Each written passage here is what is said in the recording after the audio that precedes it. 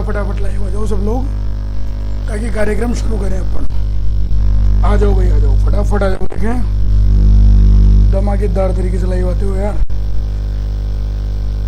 आ जाओ फटाफट लाइव। जो हमसे जुड़ गए एक बार कमेंट करके बताओ। और ऑडियो वीडियो क्लियर पहुंच रही है, नहीं पहुंच रही है आप तक?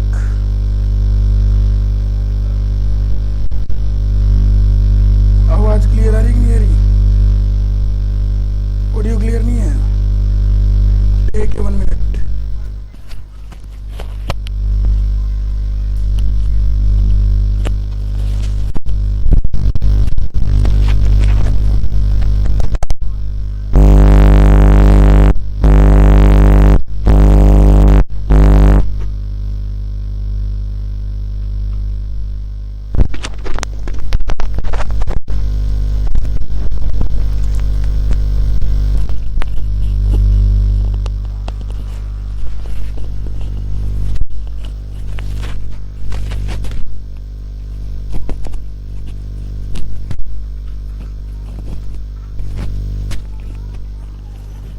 हाँ जी विद्वानों, अब बताओ क्लियर आ रही है कि नहीं आ रही आवाज?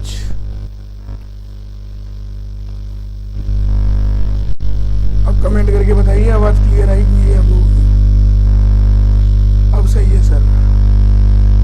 चलो तो कमेंट बहुत तेज चलते हैं यार, पढ़ ही नहीं पाते सबके कमेंट।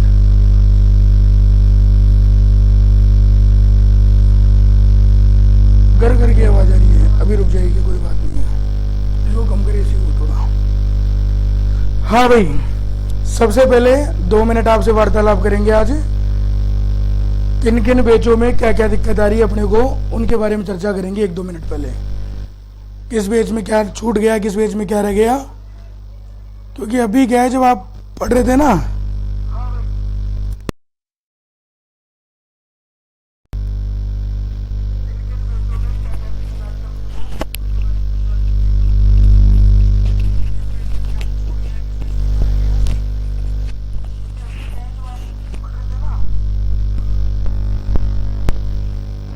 तो मैं क्या है आपके कमेंट देख रहा था, बिल्कुल 2-3 व्यक्तियों का नाम भी लूंगा उसमें मैं।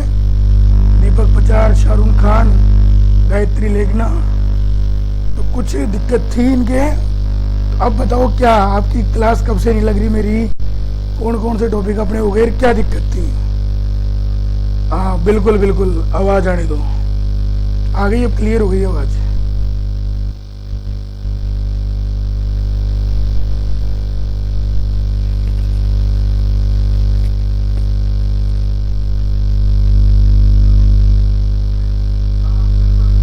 नहीं हुई अभी तक सही? वेट करो, इसको ठीक करना, वहाँ जो क्या हो रहा है इसमें यार, पहले भी दिक्कत आई थी उस दिन।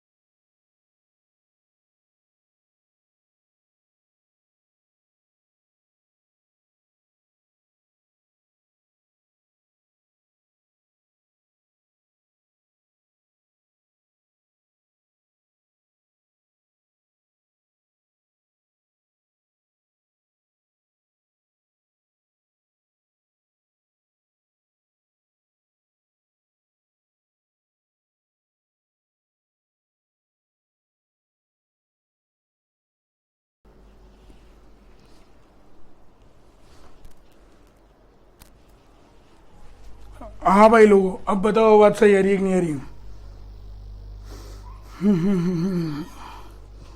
बताओ कमेंट करके आवाज सही आ रही है कि नहीं आ रही? अब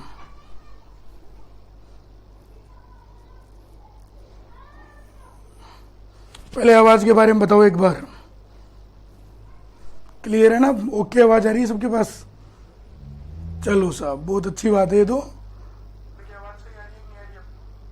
अब डन है ना आवाज़? चलो ओके। वो क्या है, वाईफाई कभी कनेक्ट हो जाता है तो उसका वो ईगो साउंड बन जाता है। चलो कोई दिक्कत नहीं, सभी का बहुत बहुत स्वागत है आपका। अब देखो 2 मिनट क्या आपसे बात करेंगे आज, क्योंकि अभी जब मैं क्लास ले रहा था तो शायद अंग्रेजी क्लास चल रही थी आपकी, और जब मैं क्लास लेने आया तो क्लास स्क्रीन पे आ रही थी, कुछ बच्चों के कमेंट आ रहे थे उसमें, जिसमें मैं पढ़ रहा था 2-3 लोगों के नाम थे उसमें, एक तो दीपक पचार, एक शाहरुख खान, एक गायत्री लेखना वगैरह। तो अब मुझे आप लोग ये बताओ कि हिस्ट्री में अपने क्या क्या टॉपिक था और क्या क्या रह गया। और दूसरी बात, पटवार कल क्लास नहीं ली सर आपने? वो नहीं ली, हमारे क्या टेक्निकल टीम के जो लोग हैं वो छुट्टी को छुट्टी मानते हैं, उस दिन वो क्लास व्लास नहीं लगाते किसी की, है ना। तो संडे को क्या वो छुट्टी को पूरा एंजॉय करते हैं, तो दूसरों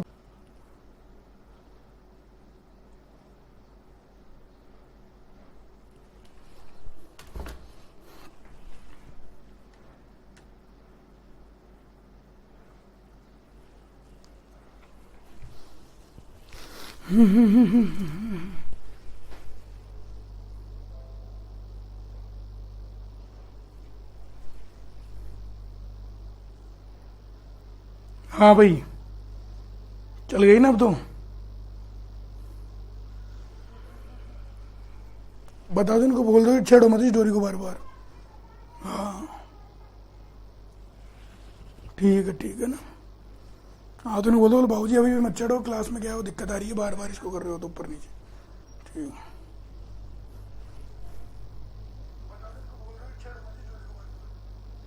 चलो साहब, तो देखो वापस अपन शुरू करते हैं क्लास को। आज कुछ दिक्कत आ रही है, हमारे पड़ोस में क्या मकान का काम चल रहा है, तो कारीगर वगैरह तराई वराई करते हैं, तो वाईफाई का डोरी उधर से आ रही है, तो छेड़ दिया करते, सिग्नल चला जाता है, कोई दिक्कत नहीं है। आज किसी की नज़र लग गई आप में से।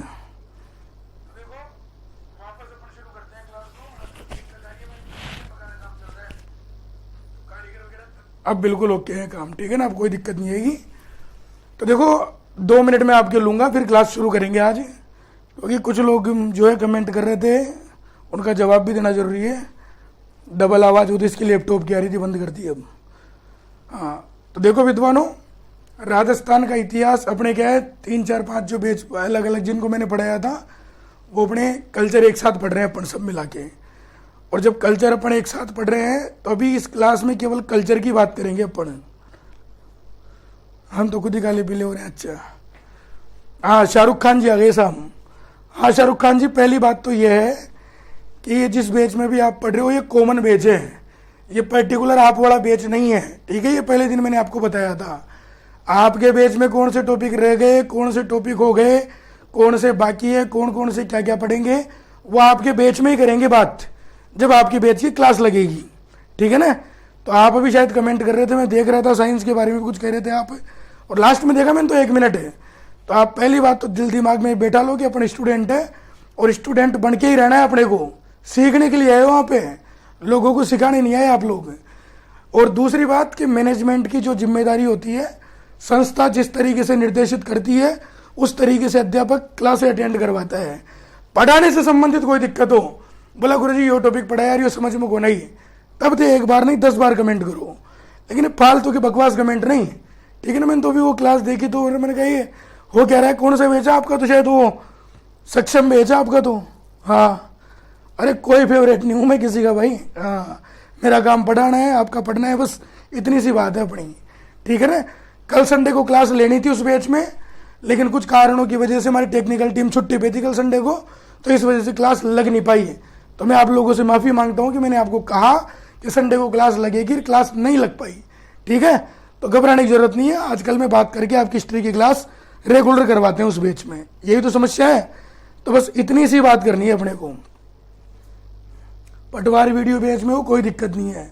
दूसरी बात मैंने क्लियर कट आपको समझा दी, और मैंने आपको समझा दी कि सिलेबस बहुत लंबा चौड़ा है, अकेले से पूरा नहीं होगा तो एक अध्यापक और लगा देंगे आपके, ताकि जल्दी पूरा हो जाएगा, कोई दिक्कत वाली बात है ही नहीं इसमें। बिल्कुल सही है सर, अरे नहीं ऐसा कुछ भी सॉरी वोरी नहीं। चलो अब पटलाई करते हैं बंद, तो जिस बैच में जो दिक्कत है उसी बैच में अपन बात करेंगे, या नहीं करेंगे अपन, ठीक है ना।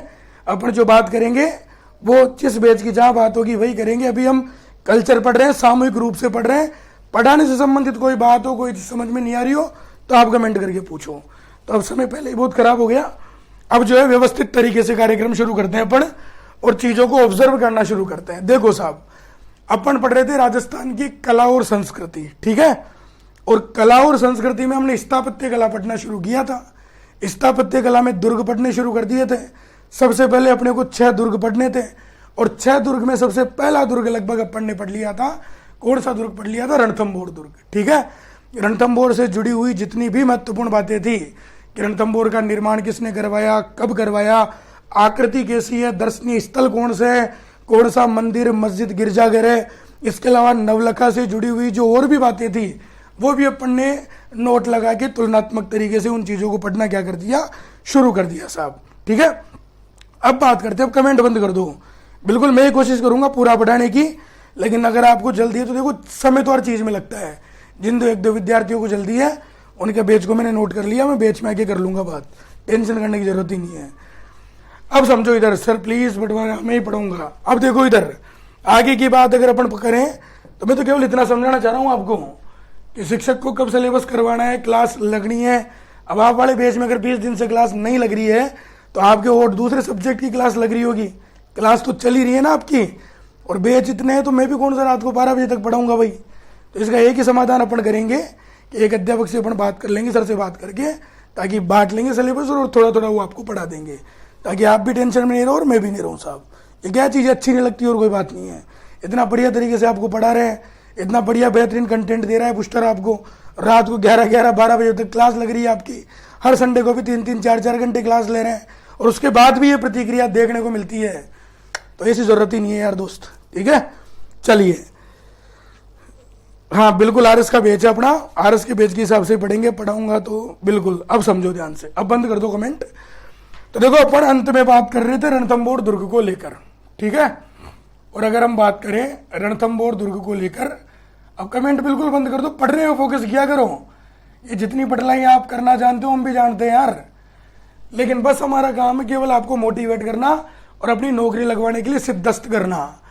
हम आपको कोई भी जो टॉपिक पढ़ाएंगे तो उस कदर पढ़ाएंगे कि परीक्षा में प्रश्न मिले ही सही। आपके पढ़ा भी दिया, टाइम भी खर्च कर दिया, प्रश्न भी नहीं मिले तो धिक्कार है फिर तो पढ़ने में और पढ़ाने में, दोनों चीज़ों में। और आप सब मेरे से छोटे हो उम्र में, मैं आपसे थोड़ा सा ज़्यादा तजुर्बा रखता हूँ और मैंने पहले दिन से आपसे कहा था कि जैसा हम पढ़ाते रहें, जैसा हम आपको करने के लिए कहते रहें वैसा आप करते रहिए, 100% नौकरी लगेगी। पेशेंस रखना पड़ेगा हर चीज़ में, ऐसा नहीं रहेंगे। देखो बख्तरबंद क्यों कहते हैं, हाँ मैं आपको बता देता हूँ। लास्ट में हमने क्या पढ़ा था कि 4 चीज़ें पढ़ी थी, ठीक है। अब कमेंट बंद कर दो, बाद में मैं पूछूंगा समझाने के बाद, कोई दिक्कत हो तो पूछ लेना। देखो सबसे पहले अपन ने बात की थी अबुल फजल के बारे में। इसके बारे में बात की थी अबुल फजल के बारे में, और अपन ने अबुल फजल के बारे में बात की थी कि अबुल फजल ने रणथंभौर दुर्ग को देखने के बाद कहा था कि बाकी सब दुर्ग नंगे हैं लेकिन ये दुर्ग क्या है, बख्तरबंद। देखो नेहा शर्मा जी, बख्तरबंद का मतलब है कि ये दुर्ग 7 पहाड़ियों से घिरा हुआ है। और मैंने आपको बताया था कि दुश्मनों को ये दुर्ग नजर नहीं आता, चारों तरफ पहाड़ी है, लेकिन दुर्ग में से आप दुश्मन को देख सकते हो, ये ध्यान रखना। तो इस दुर्ग को हम क्या कहते हैं, पेटी पेक, बख्तरबंद। कोई आसानी से इस किले में प्रवेश नहीं कर सकता है, ठीक। दूसरी बात, दूसरा विद्वान था मुस्लिम आक्रमणकारी जलालुद्दीन खिलजी। और ये जो जलालुद्दीन खिलजी था, इस जलालुद्दीन खिलजी ने भी रणथंभौर के बारे में कथन कहा था। जिन बेचों में इतिहास पढ़ाया उनमें वास्तविक तरीके से मैंने समझाया था कि जब जलालुद्दीन खिलजी ने 1291 और 92 में रणथंभौर को जीतने के लिए बार बार आक्रमण किए, लेकिन हर बार जीतने में क्या रहा, असफल। तो हताश होकर वहां से लौट गया और लौटते लौटते क्या कह गया कि मैं ऐसे 10 दुर्गों को मुसलमानों के एक बाल के बराबर भी नहीं समझता। तो ये कथन भी क्लियर कट था आपका। तीसरी बात कि अबुल फजल हो गया, जलालुद्दीन खिलजी हो गया। तीसरा कथन था अलाउद्दीन खिलजी के सेनापति अमीर खुसरो का कथन, ठीक है ना भाई, अमीर खुसरो का कथन। और अमीर खुसरो का कथन यह था कि जब अलाउद्दीन ने रणथंभौर जीत लिया तो अमीर खुसरो ने फक्र से कहा कि आज कुफ्र का गढ़ इस्लाम का गढ़ हो गया। ध्यान रखना, या कुफ्र शब्द का जो प्रयोग है वो काफिरों के लिए किया गया है। इनडायरेक्टली ये कहना चाह रहा है कि जो रणथंभौर पहले चौहानों की, राजपूतों की, हिंदुओं की आन बान शान का प्रतीक माना जाता था, उस दुर्ग पर अब जो है वो इस्लाम ने झंडा फहरा दिया है। तो आज कुफ्र का गढ़ काहे का गढ़ हो गया, इस्लाम का गढ़ हो गया। और चौथा कथन अपन ने पढ़ा था श्यामल दास ददवाड़िया का। किसका पढ़ा था?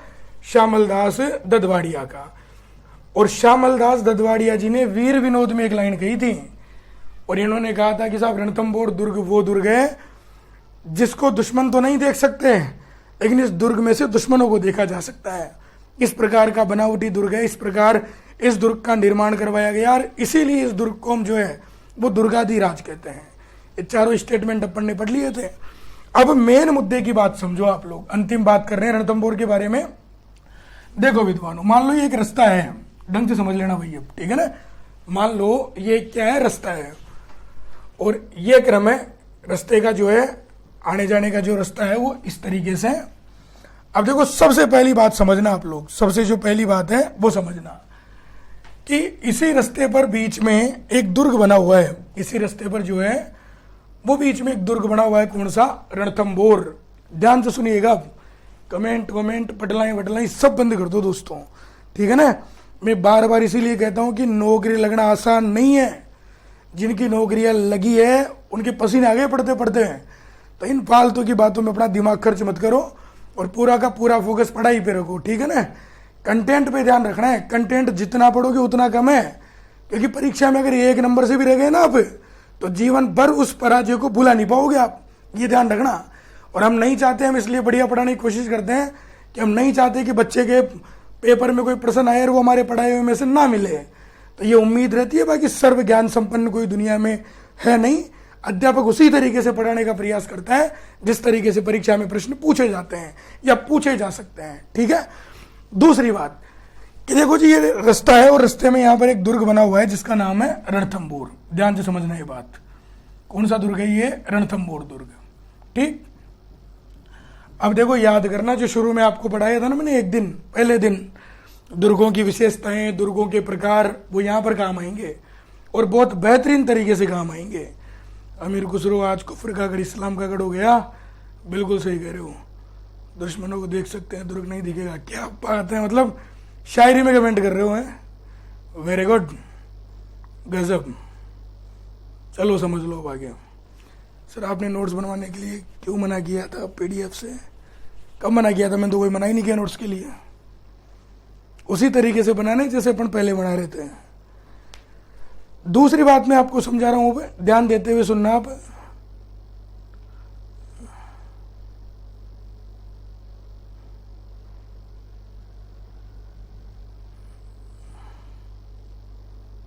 एक मिनट रुको यार,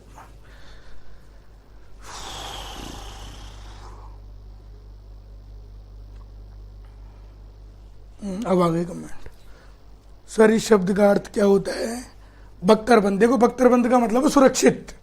हम कहते हैं ना कि कोई राजा महाराजा बख्तर कवच पहन के लड़ने जाता था, तो ऐसा कवच जो संपूर्ण रक्षा करेगा उसकी। इसलिए इस दुर्ग को भी हम कहते हैं कि 7 पहाड़ियों से ही घिरा हुआ है, तो दुर्ग में आने से पहले तो पहाड़ियां रक्षा कर लेगी इस दुर्ग की। तो इस दुर्ग को किसकी संज्ञा दी गई है? बख्तरबंद की दी गई है साहब। अरे यार क्या बात है, बिल्कुल आशीष जी 100% है ना। उम्मीद जिंदा रखनी है यार, ऊर्जा जिंदा रखनी है। 100% सिलेक्शन होगा, क्यों नहीं होगा आप लोगों का। अब देखो ये रणथंभौर दुर्ग है। अब रणथंभौर दुर्ग से पहले ध्यान से सुनना कि किसी को अगर रणथंभौर दुर्ग पर अटैक करना है, रणथंभौर पर अधिकार करना है, तो रणथंभौर दुर्ग से पहले एक दुर्ग पड़ता था रास्ते में, ठीक है। और ये दुर्ग इसीलिए बनवाया गया था कि अगर कोई भी आक्रमणकारी रणथंभौर पर अटैक करे तो सबसे पहले इस दुर्ग में रह रहे सैनिकों से उनको लड़ना पड़े।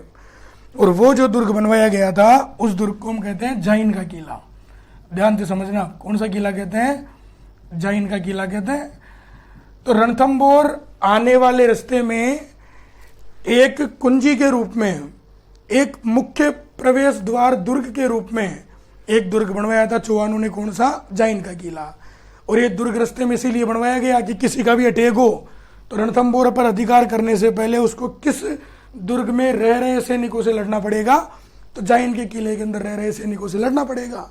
इसके अलावा चौहान राजाओं ने क्या किया कि रणथंभौर दुर्ग के पीछे भी एक दुर्ग बनवाया साहब। रणथंभौर दुर्ग के पीछे पृष्ठभाग में एक और दुर्ग बनवाया, और उस दुर्ग को हम कहते हैं खंडार का किला। कौन सा किला कहते हैं? खंडार का किला। अब दिमाग लगाओ, अगर आपको रणथंभौर जीतना है तो पहले जाइन को जीतना पड़ेगा, क्योंकि रास्ते में कौन सा दुर्ग स्थित है? जाइन का किला स्थित है। इसलिए इस जाइन के किले को हम कहते थे रणथंभौर दुर्ग की कुंजी। इस जाइन के किले को हम क्या कहते थे? रणथंभौर दुर्ग की कुंजी कहते थे साहब, ये ध्यान रखना। तो जाइन का जो किला है उसे हम रणथंभौर दुर्ग की कुंजी कहते हैं। और कुंजी क्यों कहते हैं? क्योंकि रणथंभौर का ताला खोलना है तो पहले चाबी किसमें लगानी पड़ेगी? जाइन के किले के अंदर लगानी पड़ेगी। मैंने आपको बताया था इसी किले को हम कहते हैं लोहे का पहाड़। क्या कहते हैं? लोहे का पहाड़। और इसी को हम कहते हैं चाण का किला। अब मैं वापस रिपीट कर रहा हूं क्यों कहते हैं, जो ध्यान से सुन लेना। देखो, रणथंभौर की कुंजी क्यों कहते हैं वो तो समझ में आ ही गया कि रणथंभौर को जीतना है तो पहले जाइन को जीतना पड़ेगा। और जलालुद्दीन खिलजी ने यही तो किया था कि जाइन को तो जीत लिया था। जाइन का सेनापति था गुरदास सैनी, वो युद्ध में लड़ता हुआ मर गया था।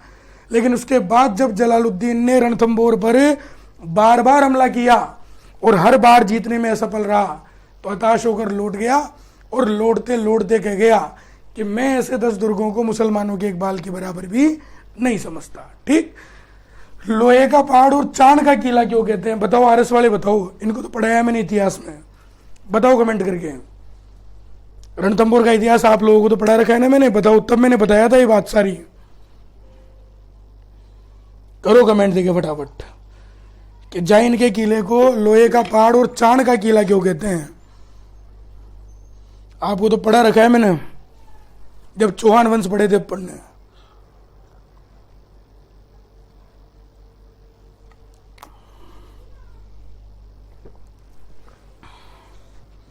सर हमारे बेच में भी स्टेज शुरू नहीं हुई, हो जाएगी निर्मा जी, घबराओ मत तो आप, है ना। अभी कल्चर के अंतर्गत पूछ रहा हूं मैं, क्योंकि ये बहुत ऊंची चोटी पर बना हुआ है। क्या बात है मोहित निर्वाण, शाबाश। और बताओ, मैंने आपको कहा था कि जाइन का जो किला है ऊंची पहाड़ी पर बना हुआ है और वो पहाड़ी ऐसी है, चिकनी पहाड़ी। चाण किसे कहते हैं? तो चाण कहते हैं छाजड़े को। आपके घर में जो महिलाएं होती है जब वो अनाज को साफ करती है छाजड़े के अंदर, तो आप देखना जब अनाज को फटकारती है, अनाज को साफ करती है तो अनाज तो ऊपर आता रहता है, जो कचरा होता है उसका वो अलग होता होता उस छाजड़े की कोर पर आ जाता है और लास्ट में महिलाएं उसको फटकार के नीचे गिरा देती है। उसे हम चाण कहते हैं। जो अलग जो चीजें निकलती है उसमें से, अनाज में से, उसे हम चाण कहते हैं। तो ये किला भी चाण के जैसा ही है कि एक बार अगर आप गुड़ते पड़ते नीचे तक पहुंच गए ना तो आपकी हिम्मत नहीं है कि दोबारा इस किले पर आप चढ़ाई कर लोगे। इतना चिकना किला था ये, इतना चिकनी पहाड़ियों से गिरा हुआ किला था, इतना ऊंचाई पर बना हुआ किला था। इसलिए अमीर खुसरो ने इसको चाण का किला कहा है, अमीर खुसरो ने इसको लोहे का पहाड़ बताया है। आपको केवल इतना याद रखना है कि रणथंभौर की कुंजी पूछे तो भी जाइन का किला, चाण का किला पूछे तो भी जाइन का किला, और लोहे का पहाड़ पूछे तो भी कौन सा किला आएगा? जाइन का किला आएगा। जबकि खंडार का किला कैसे बनाया चौहानों ने कि मान लो इसको भी शत्रुओं ने जीत लिया और इसको भी शत्रुओं ने जीत लिया, तो राज परिवार के जो लोग हैं वो सुरक्षित रूप से जिस किले में जाकर निवास करेंगे वो किला कौन सा रहेगा? खंडार का किला। इसलिए इस किले को हम रणथंभौर का पृष्ठ रक्षक दुर्ग कहते हैं। रणथंभौर का क्या कहते हैं? इसे पृष्ठ रक्षक। ठीक है, यानी कि पिछले भाग से रक्षा करने वाला जो किला है वो कौन सा किला था? खंडार का किला। आपको एक प्रश्न पूछूं मैं कि बताओ खंडार का किला कौन कौन सी नदियों के संगम पर बना हुआ है, या इसके पूर्व में और पश्चिम में कौन कौन सी नदियां बहती है? जो ये बता देगा इंटेलिजेंट है वो, बताओ देखें। हाँ बिल्कुल मनीष कुमार जी, बिल्कुल। जैसे ही टॉपिक पूरा होगा आज से लिखे हुए नोट्स डाल देंगे, उनकी पीडीएफ निकलवा लेना। यही करते हैं अब तक अपन। बिल्कुल सही कहा भाई, जीरे की चाण वो तो आ गया। अब इसका आंसर बताओ। अब तो चंबल और पार्वती, अरे बबली, कौन कौन सी नदियां इसके पूर्व में और पश्चिम में? बताओ देखिए खंडार के किले के।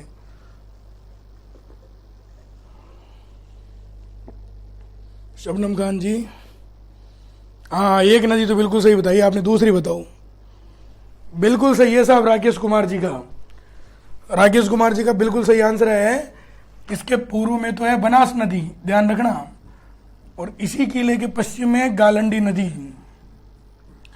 तो इसके पूर्व में तो बनास नदी है और पश्चिम में कौन सी नदी है साहब? इसके गालंडी नदी है। और सबसे इंपॉर्टेंट बात कि ये खंडार का किला वो किला है जिसके अंदर अष्टधातु की बनी हुई एक तोप रखी हुई है जिसका नाम है शारदा तोप। कौन सी तोप रखी हुई है इसमें? शारदा तोप। तो अष्टधातु की बनी हुई जो शारदा तोप है वो भी किस किले में रखी हुई है? खंडार के किले में रखी हुई है साहब।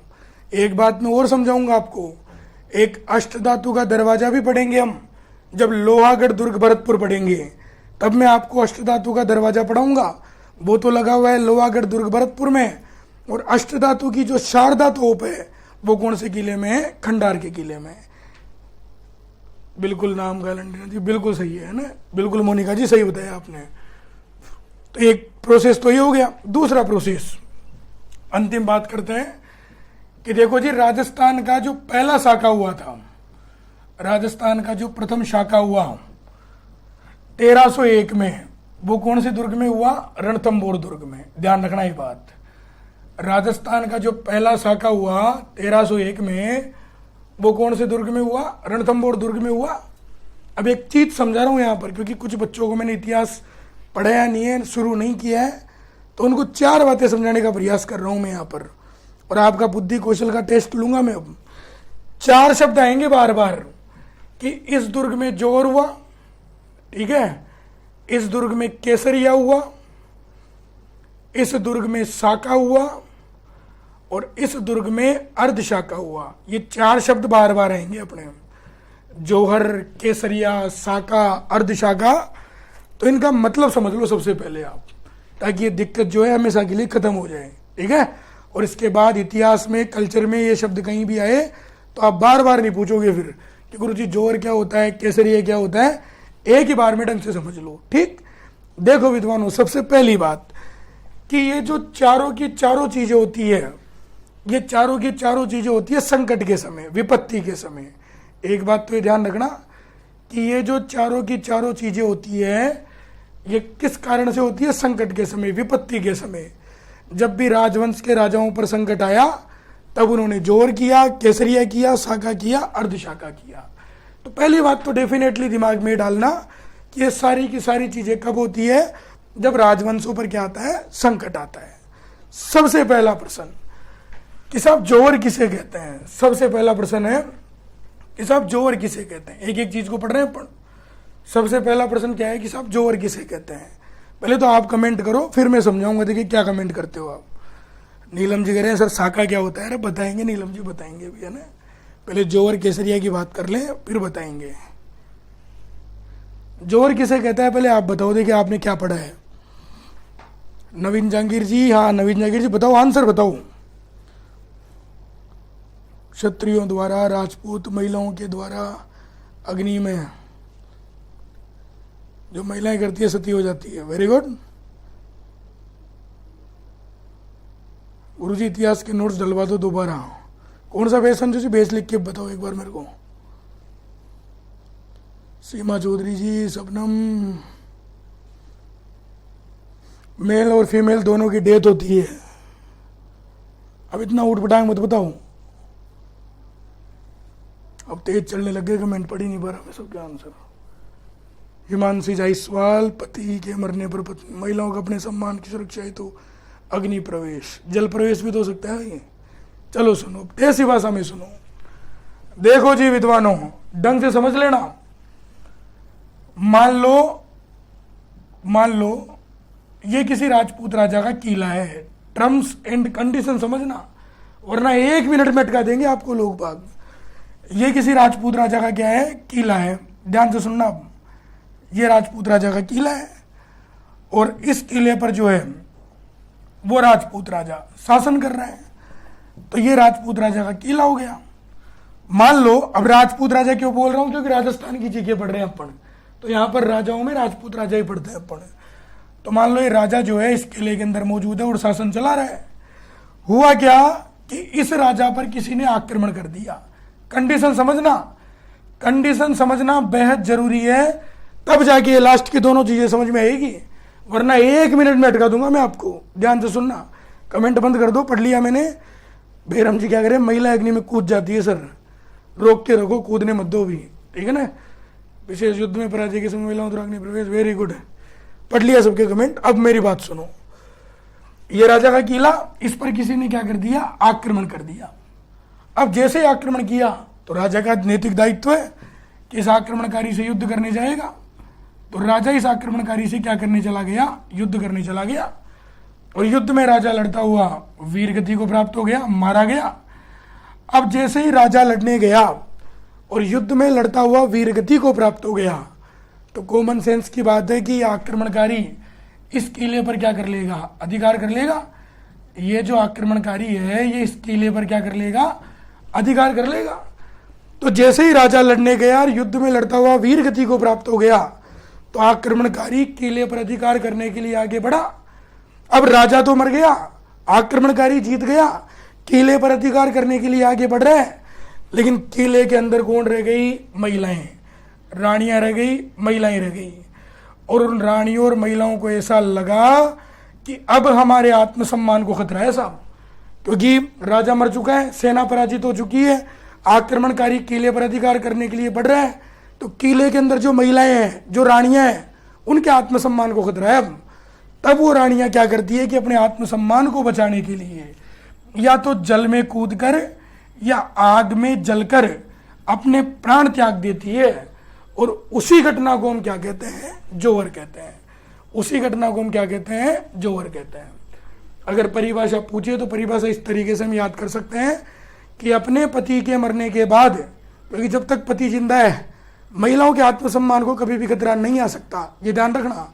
तो अपने पति की मृत्यु के बाद राजपूत रानियों द्वारा अपने आत्मसम्मान को बचाने के लिए स्वयं को जीते जी आग या जल में समर्पित कर देना क्या कहलाएगा, जोहर कहलाएगा। क्या कहलाएगा, जोहर कहलाएगा। तो ये राजा का किला, किसी ने आक्रमण किया, राजा युद्ध करने गया, युद्ध में लड़ता हुआ वीरगति को प्राप्त हो गया। तो आक्रमणकारी इस किले पर अधिकार करने के लिए आगे बढ़ेगा। अब किले पर अधिकार करने के लिए बढ़ेगा तो किले के अंदर रानियां और महिलाएं हैं, और महिलाओं और रानियों के आत्मसम्मान को खतरा है। तो महिलाएं और रानियां अपने आत्मसम्मान को बचाने के लिए या तो आग में जलकर या जल में कूदकर अपने प्राण त्याग देगी। तो उस घटना को हम क्या कहेंगे, जोहर कहेंगे। बताओ जोहर की परिभाषा समझ में आई कि नहीं आई, थम्स अप करके बताओ। जोहर की परिभाषा जो मैंने समझाई है समझ में आई कि नहीं आई, आगे अटकोगे, एक एक चीज ढंग से समझना। बताओ ये बात समझ में आई कि नहीं आई, थम्स अप करके बताओ, जिससे आइडिया लग जाएगा। जोहर समझ में आ गया, कंडीशन ध्यान रखना बस, बिल्कुल ओके। तो राजपूत रानियों द्वारा अपने आत्मसम्मान को बचाने के लिए आग में जलकर या जल में कूदकर अपने प्राण त्याग दिए जाते हैं, तो वो क्या कहलाता है, जोहर कहलाता है। वेरी गुड, बहुत अच्छी बात है, आप सबके समझ में आ गई।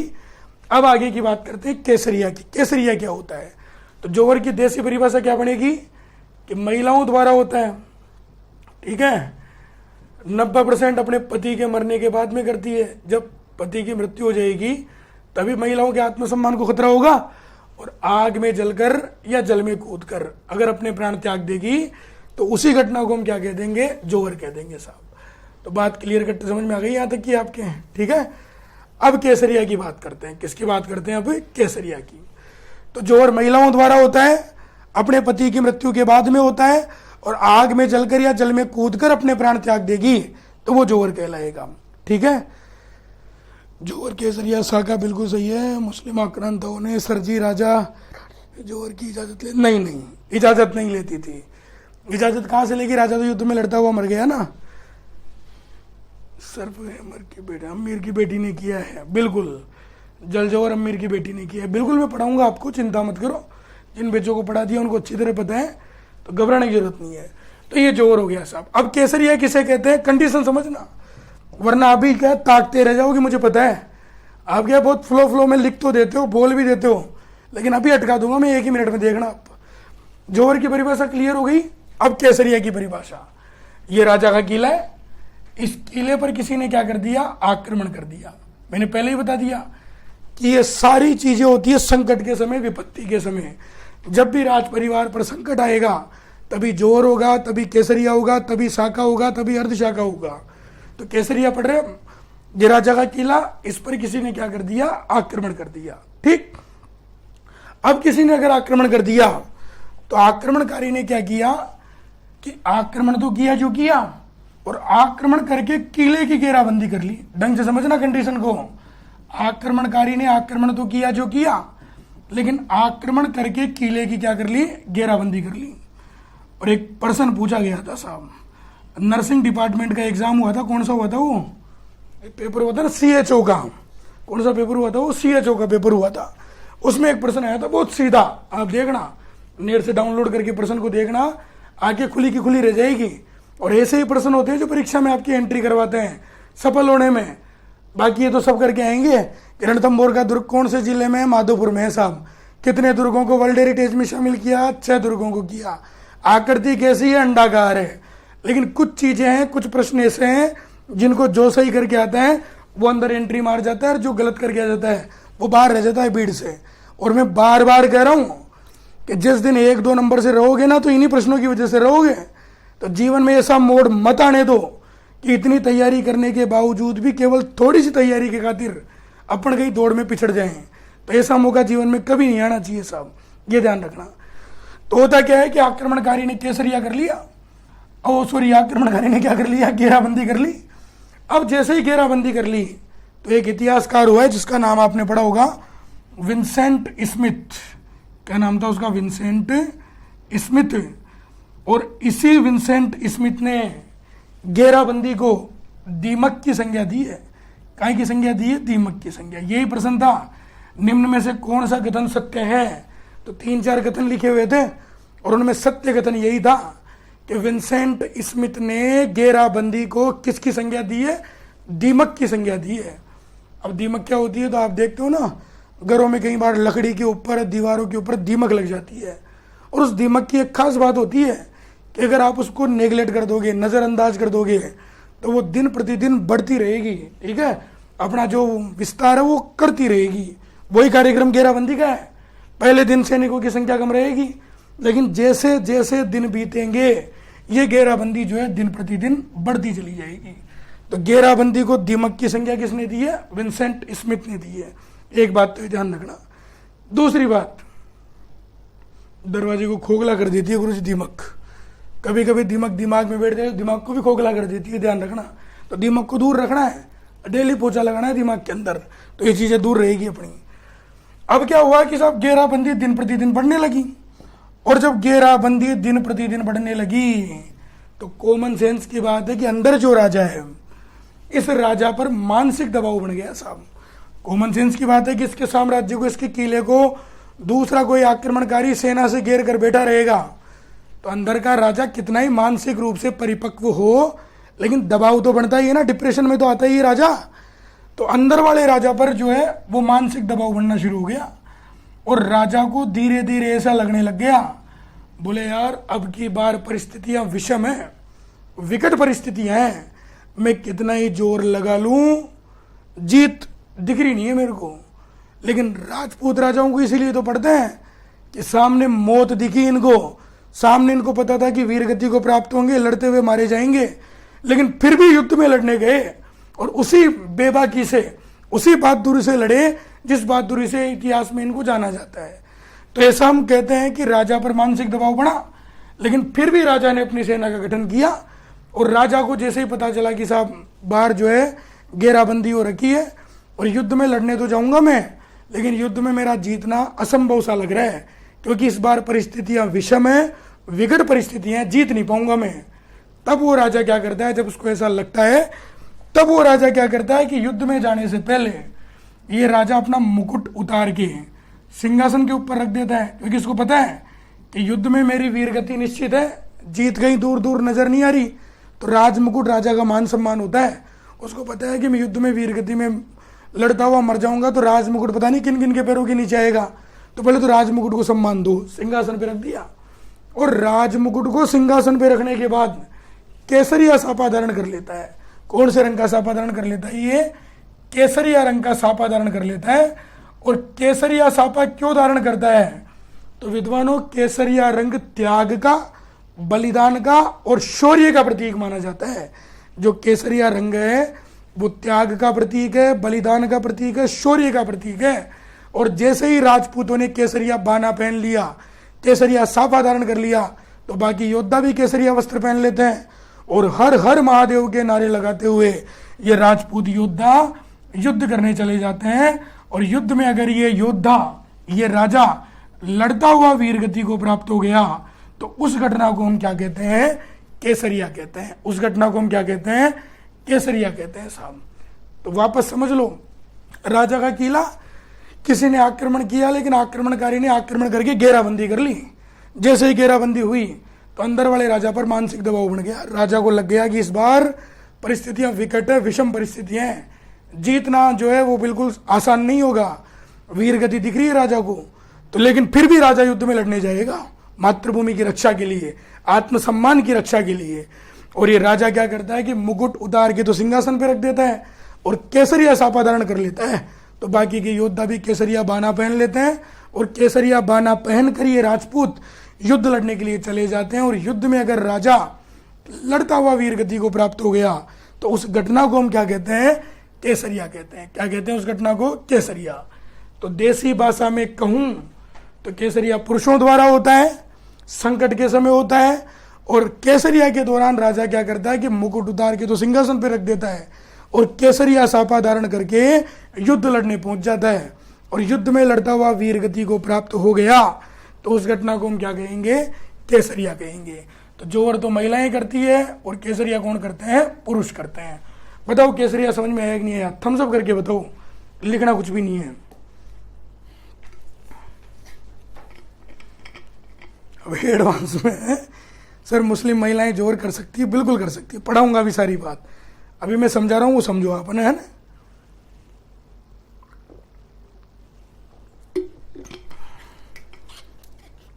वेरी गुड, ऐसे पढ़ो लखनऊ से, बीच बीच में कुछ भी। अब कितना बढ़िया लग रहा है, कमेंट भी तुम्हारे सुशोभित तरीके से आ रहे हैं। बोला हाँ यार पढ़ने वाले लोग हैं, ऐसा लग रहा है ये चीज है। अब समझो आगे की बात। तो जोहर हो गया और केसरिया समझ में आ गया। अब देखो साका किसे कहते हैं, ध्यान से समझना। फिर भी किसी को कोई दिक्कत हो तो क्लास खत्म होने के बाद में ये वीडियो अपलोड होता है, इसको बार बार देखना, चीज और भी क्लियर समझ में आ जाएगी। ठीक है दोस्तों, अब देखो हम बात करें कि साहब साका किसे कहते हैं। साका तो बहुत सीधा सा आंसर है, बिल्कुल सही बता रहे हो आप लोग कमेंट करते हुए, कि जहां पे केसरिया भी हो जाए और जोहर भी हो जाए, जहां केसरिया भी हो जाए और जोहर भी हो जाए, उन दोनों घटनाओं का जो मिश्रित रूप है उसे हम क्या कहते हैं? साका कहते हैं। तो जहां केसरिया भी हो और जोहर भी हो उसे हम क्या कहते हैं? साका कहते हैं। तो देखो हमने यही तो लिखा कि राजस्थान का पहला साका 1301 में कहां पर हुआ? रणथंभौर में। मतलब यहाँ पे केसरिया भी हुआ था और यहाँ पर जोहर भी हुआ था। तो दोनों घटनाओं का मिश्रित रूप क्या कहलाता है? साका कहलाता है साहब। Yes, very good. ट्विंकल जी, मोनिका जी, मोहित निर्वाण, सुमन वैष्णव, प्रीतम जी, वेरी गुड भाई। तो जोहर और केसरिया दोनों हो जाए उसे हम क्या कहते हैं? साका कहते हैं। अब आएगा ऊंट पहाड़ के नीचे, ज्ञानियों अब आएगा पहाड़ के नीचे ऊंट। बताओ अर्ध शाखा किसे कहते हैं? अब सब कुछ बता दिया ना मैंने, जोहर बता दिया, केसरिया बता दिया, साका बता दिया। अब अर्ध शाखा किसे कहते हैं ये देखिए कौन बताएगा, मैं भी देखना चाहता हूं, क्योंकि पता तो चले, आपने जी की तो पहले पढ़ रखी है तो पता तो चले ना आपको किससे क्या चक्कर है। देखें, बताओ अर्ध शाखा। जिसके कमेंट मेन लगेंगे उसी के पढ़ूंगा मैं। केसरिया हो जाए पर जोहर नहीं हो, भूपेंद्र कुमार जी ने कहा है। गायत्री, पूर्वा, बबली, केसरिया हो जाए। ये तो क्या यार कमेंट तेज चलते, पढ़ ही नहीं पाते सबके।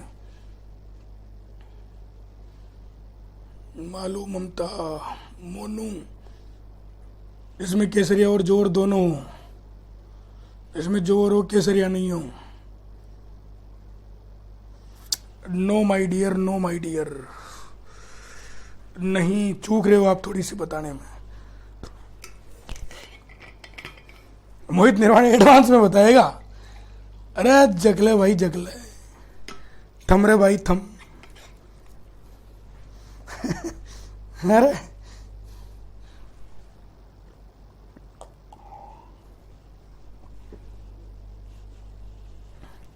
Very good. चलो अब सुनो, पढ़ लिया मैंने सबके कमेंट। 3 प्रकार के कमेंट आ रहे हैं आपके, जो मैं ऑब्जर्व कर रहा हूं। कुछ लोग तो ये कह रहे हैं कि साहब केसरिया हो जाए और जोवर नहीं हो उसे हम क्या कहते हैं, अर्धशाखा कहते हैं। कुछ लोग उल्टा कह रहे हैं, बोले साहब जोवर हो जाए और केसरिया नहीं हो उसे हम क्या कहते हैं, अर्धशाखा कहते हैं। और कुछ लोग जो स्मार्ट लोग हैं, क्योंकि बूस्टर में आने के बाद स्मार्टनेस बढ़ी जाती है व्यक्ति की, कुछ लोग जो स्मार्ट है बोला गुरुजी एक हो जाए एक नहीं हो, अब हमें नहीं पता कौन सा हो जाए कौन सा नहीं हो, उसे हम क्या कहेंगे, अर्धशाखा कहेंगे। इन तीन परिभाषाओं के अलावा और कोई परिभाषा नजर नहीं आई आपकी। ये तीन तो परिभाषाएं बताई आपने। कुछ लोगों ने कहा कि साहब जोर हो जाए केसरिया नहीं हो, कुछ लोग कह रहे हैं केसरिया हो जाए जोर नहीं हो, और कुछ लोग बोले साहब दोनों में से एक हो जाए एक नहीं हो, उसे हम क्या कहते हैं, अर्धशाखा कहते हैं। अब देखो मैं जो बताने जा रहा हूं कान खोल लो अपने ढंग से और बहुत सार गर्भित तरीके से समझ लो इस चीज को। देखो विद्वानों, जिन लोगों ने ये परिभाषा बताई है ना नीचे वाली परिभाषा क्या, कि साहब जोर तो हो जाए और केसरिया नहीं हो, इसको देसी भाषा में पढ़ो, यानी कि पत्नी तो मर जाए और पति ताश खेल रहा है उधर जिंदा है, मतलब इसका मतलब यही तो हुआ कि जोर तो हो जाए और केसरिया नहीं हो उसे अर्धशाखा कहते हैं। तो इसका मतलब पत्नी तो मर जाए और पति जिंदा घूम रहा है, तो ऐसी कंडीशन कभी नहीं होगी। इतिहास में जो जोर हुआ है वो या तो अकेले जोर हुआ है या केसरिया के बाद में जोर हुआ है, ये ध्यान रखना।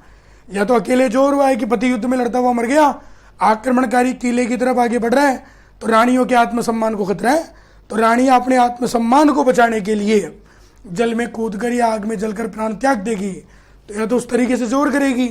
और अगर साके के अंतर्गत जोर हो रहा है तो 90% पहले केसरिया होता है, उसके बाद ही जोर होता है। तो ये कंडीशन तो कभी हो ही नहीं सकती कि पति जिंदा और पत्नी जोर कर ले, इम्पॉसिबल है साहब ये तो ये घटना कभी भी किसी भी कंडीशन में राजस्थान के इतिहास में नहीं घटी। तो नीचे वाली परिभाषा को तो काट दो। अब ऊपर वाली परिभाषा, बोले गुरुजी हमने तो यही कहा था, आपने तो हमारा कमेंट पढ़ा ही नहीं, ये और है कई लोग कहने वाले। बोला गुरुजी केसरिया तो हो जाए और जोवर नहीं हो उसे हम क्या कहते हैं, अर्धशाखा कहते हैं। ये मैं नहीं कह रहा, ये आपने जो कहा है वो बता रहा हूं मैं, कि साहब केसरिया तो हो जाए जोवर नहीं हो उसे क्या कहते हैं, अर्धशाखा। अब मैं पूछना चाह रहा हूं आपसे कि विद्वानों और विदुषियों, कि केसरिया तो हो रहा है और जोवर नहीं हो रहा है, ढंग से समझना कि केसरिया तो हो रहा है और जोवर नहीं हो रहा है, तो फिर सीधा सीधा यही कह दो ना कि साहब केसरिया हुआ था। देखो मैं क्या कहना चाह रहा हूं कि आप क्या कह रहे हो कि केसरिया तो हो जाए और जोवर नहीं हो उसे हम क्या कह रहे हैं, अर्धशाखा कह रहे हैं, यही तो बता रहे हो आप।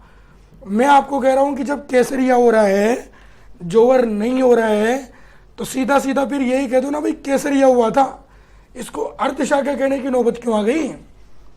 जब केसरिया हो रहा है जोवर नहीं हो रहा, तो सीधा सीधा ये कह दो भाई केसरिया हुआ था, इसको अर्धशाखा क्यों कह रहे हो आप लोग, अब बताओ।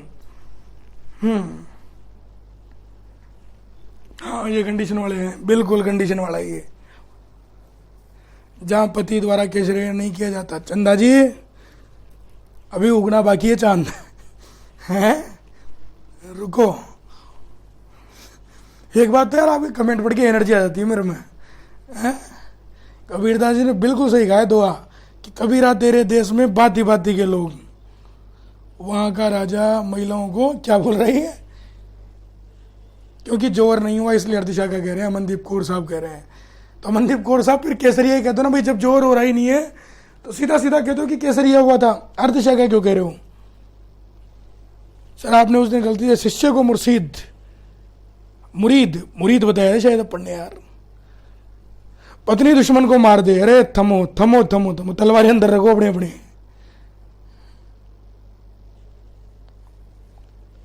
राजा खुद युद्ध नहीं करता, सेनापति युद्ध करता है। देखो कितने परम ज्ञान की प्राप्ति हो रही है, कमेंट पढ़ गया। चलो डटो अब, ठीक है ना, पढ़ लियो मत आगा सबका कमेंट, प्रियंका, विकास, बबलू, गोदारा, सबका पढ़ लियो कमेंट में, है ना। अब अपने अपने ज्ञान की पुड़ियाँ जो है अपनी अपनी जेब में रखो, और अब हम बोल लेते हैं थोड़ा सा, क्योंकि शाखा दोनों में मिलाकर होता है। अब सुनो ढंग से, देखो विद्वानों, राजस्थान जीके की किताबों में तो यही परिभाषा है कि केसरिया तो हो जाए जोवर नहीं हो उसे क्या कहते हैं, अर्धशाखा। और यही मैं लिखवाऊंगा परिभाषा, लेकिन वास्तविकता क्या होती है उससे अवगत हो जाओ आप। बिल्कुल कविता शर्मा ने बिल्कुल सही बताया है सब, कविता शर्मा ने बिल्कुल राइट आंसर बताया है। देखो वास्तविकता क्या होती है तो बहुत ध्यान से समझ लेना विद्वानों। क्या दिख रहा है? अर्ध शाखा। क्या लिखा हुआ है? अर्ध शाखा। देखो विद्वानों, अर्ध का मतलब क्या होता है? आधा। अरे अर्ध का मतलब क्या होता है? आधा। और शाखा का मतलब क्या लिखा था अपन ने? तो केसरिया और जौहर, यही तो था। ध्यान से समझो चीजों को। जी के पढ़ ली, चीजें समझ में नहीं आई तो धिक्कार है इसी जी के पढ़ने में। अर्ध का मतलब आधा और शाखा का मतलब केसरिया प्लस जौहर।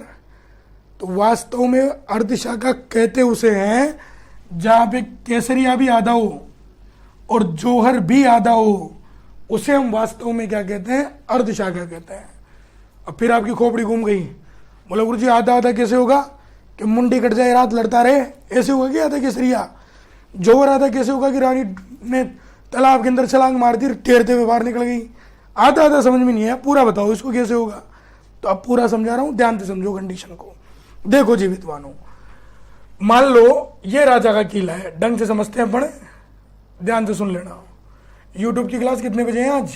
कमेंट करके बताओ। देखें 8:30 बजे है कि 8 बजे है? यूट्यूब की क्लास है ना, वो कितने बजे? 8 बजे है, 8:30 बजे? कमेंट करके बताओ एक बार। देखो मान लो ये किसी राजा का क्या है? किला है। तो ये राजा इस किले में राज कर रहा है। दूसरी बात कि इस राजा पर किसी ने क्या कर दिया? आक्रमण कर दिया। अर्धशाखा बता रहा हूं, आधा आधा कैसे होगा? 7 बजे से चल रही है, 7 बजे से क्लास चल रही है कि लाइव? 2-3 घंटे संडे को पढ़ाऊंगा इस बार, ठीक है ना? क्योंकि 1-1 घंटे में क्या है पूरा हो ही नहीं पाता जो मैं समझाना चाह रहा हूँ। 8 PM से होगी। चलो कोई बात नहीं, मैं समझ गया।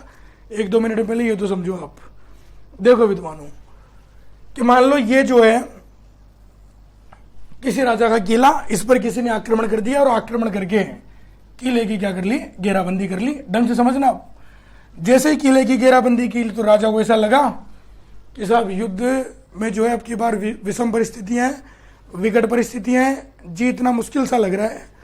तो राजा ने अपना मुकुट उतार के तो सिंहासन पे रख दिया और केसरिया रंग का क्या धारण कर लिया? सापा धारण कर लिया। केसरिया रंग का क्या धारण कर लिया? सापा। और सापा धारण करने के बाद ये राजा युद्ध लड़ने चला गया। अब राजा युद्ध लड़ने चला गया और युद्ध चल रहा है। युद्ध में भी कोई नहीं जीता, कोई नहीं हारा, कोई नहीं मरा, युद्ध चल रहा है। लेकिन राजा ने आधा केसरिया तो कर ही लिया ना। अरे राजा ने मुकुट उतार के सिंहासन पे रख दिया, केसरिया सापा पहन लिया, सैनिकों ने केसरिया बाना पहन लिया और युद्ध लड़ने चले गए। तो केसरिया के अंतर्गत जो आधी चीजें घटित होती है वो तो घटी गई ना। तो युद्ध चल रहा है अभी तक। राजा युद्ध में लड़ता हुआ मर जाएगा तो पूरा केसरिया हो जाएगा। लेकिन अभी राजा नहीं मरा, युद्ध चल रहा है, कोई नहीं जीता, कोई नहीं हारा, कोई नहीं मरा, युद्ध चल रहा है। तो अभी तक कैसा केसरिया हुआ? आधा केसरिया। भाई राजा ने आधा काम तो कर ही लिया ना, मुकुट उतार के सिंहासन पे रख दिया, केसरिया सापा धारण कर लिया और राजा युद्ध लड़ने चला गया। अब युद्ध चल रहा है, राजा नहीं मरा अभी तक, तो आधा केसरिया तो संपन्न हो ही गया है यहां तक। अब दूसरी बात कि जैसे ही राजा केसरिया सापा धारण करके युद्ध में लड़ने चला गया, जैसे ही राजा केसरिया सापा धारण करके युद्ध में लड़ने चला गया, तो इस दुर्ग के अंदर कौन रह गई? महिलाएं, रानियां रह गई। और रानियां कोई नासमझ थोड़ी है, रानियों ने भी जी के पढ़ रखी है साहब ढंग से। रानियों ने जैसे ही देखा कि राजा मुकुट उतार के केसरिया सापा धारण करके लड़ने जा रहा है, तो रानियों को लग गया कि राजा जिंदा वापस नहीं आएगा, ये केसरिया करने जा रहा है, तभी तो इस प्रकार की वेशभूषा धारण की इसने। तो जैसे ही राजा चला गया, किले के अंदर रानियों ने जौहर की तैयारियां शुरू कर दी। देखो जौहर का मतलब ये नहीं होता है वास्तव में कि राजा के मरने की सूचना ही रानियां तुरंत कूद गई जल के अंदर या आग में जल गई। स्टेप होती है। रानियां पहले शाही स्नान करेगी, फिर सुहाग देवी की पूजा करेगी, फिर गोबर मेहंदी के छापे वापे लगाएगी, फिर अनुष्ठान करेगी, फिर बलि प्रथा के अंतर्गत जो बलि प्रथा होगी वो बलि प्रथा देगी। और लास्ट का स्टेप होता है ये तो कि रानियां या तो आग में जलकर या जल में कूद कर अपने प्राण त्याग देती है। वो स्टेप तो कैसा होता है? लास्ट का स्टेप होता है। तो रानियों ने क्या किया यहाँ पर कि जौहर की तैयारियां कर ली और जौहर के जो स्टेप होते हैं 6-7 स्टेप, और लास्ट में जाके रानियां आग में जलती है या जल में कूदती है। तो इन स्टेपों में 3-4 स्टेप पूरे कर लिए रानियों ने। शाही स्नान कर लिया, सुहाग देवी की पूजा कर ली, कहानियाँ वाणियाँ सुन ली, मेहंदी वेंदी लगा लिया, तो हमें गोबर मेहंदी के छापे लगा दिए, कुल देवता की पूजा वूजा कर ली। और लास्ट में रानियाँ केवल सूचना का इंतजार करती है कि युद्ध की क्या सूचना आएगी। अगर राजा के मरने की सूचना आ गई तो हम तुरंत जो है आग में जलकर या जल में कूदकर प्राण त्याग देगी, और सूचना नहीं आई तो हम अवॉइड कर देंगे इस चीज को। तो रानियों ने क्या किया कि जोहर की तैयारियां शुरू कर ली, और सूचना का इंतजार करने से पहले आधा जोहर का जो कार्यक्रम होता था, आधी जो स्टेप होती थी, वो संपन्न कर ली रानियों ने। अब उधर युद्ध चल रहा है तो आधा केसरिया हो गया, इधर रानियों ने तैयारियां कर ली, कुछ स्टेप कुछ कार्यक्रम संपन्न कर लिए, तो रानियों ने आधा जोहर कर लिया। अब अगर मान लो युद्ध में जो राजा ये सोच कर गया था कि युद्ध में मेरी पराजय निश्चित है, मैं जीत नहीं पाऊंगा, और मान लो राजा युद्ध में लड़ता हुआ जीत गया, तो जब राजा युद्ध में लड़ता हुआ जीत गया तो बताओ केसरिया हुआ कि नहीं हुआ? नहीं हुआ, लेकिन आधा केसरिया तो हो ही गया था। इधर रानियों को पता चला कि हमारे राजा जी जो हैं वो जीतकर सकुशल वापस लौट रहे हैं, हमारे आत्मसम्मान को कोई खतरा नहीं है। तो बताओ ये रानियाँ जोहर करेगी कि नहीं करेगी? नहीं करेगी, लेकिन आधा जो कार्यक्रम था जोहर का वो तो संपन्न कर ही लिया रानियों ने। और ऐसी घटना जब कहीं घटती है तब उसे वास्तव में हम क्या कहते हैं? अर्धशाखा कहते हैं। लेकिन राजस्थान में अर्धशाखा का एक अपवाद है जो कल की क्लास में मैं आपको समझाऊंगा। तो 8 तक की जो क्लास है, केसरिया, शाखा, जोहर, अर्धशाखा, ये बार बार शब्द आएंगे अपने, तो इनको एक बार आप कंठस्थ रखना, इस क्लास को बार बार देखना, ताकि केसरिया, शाखा, जोहर इनमें आप कंफ्यूज ना हो। और बाकी राजस्थान में अर्धशाखा कब हुआ, क्या हुआ, वो परिचर्चा कल मैं आपको समझाऊंगा। तो बताओ 8 तक की बात, जैसलमेर बिल्कुल सही है यार। तो बताओ 8 तक कोई दिक्कत होता ना तो पूछ लेते मैंने 1 मिनट में। हिस्ट्री क्लास की बात कर लेंगे आज, है ना। अब ऐसे मत कराओ सब लग जाएगी क्लास यार, इतना वो करोगे तो फिर क्या है, हमें ऐसा लगता है कि यार फिर इनका जल्दी कराओ काम सारा।